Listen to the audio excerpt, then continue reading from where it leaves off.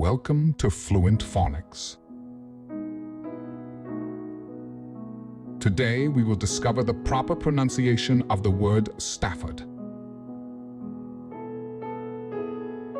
Stafford. Stafford. Stafford.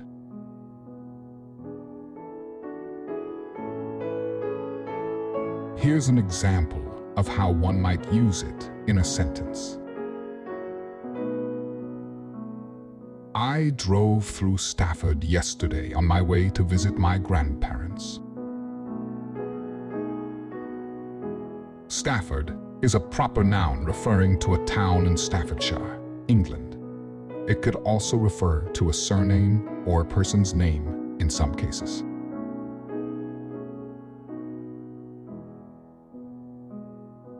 Thank you for your time. If you enjoyed this, please like and subscribe for further content.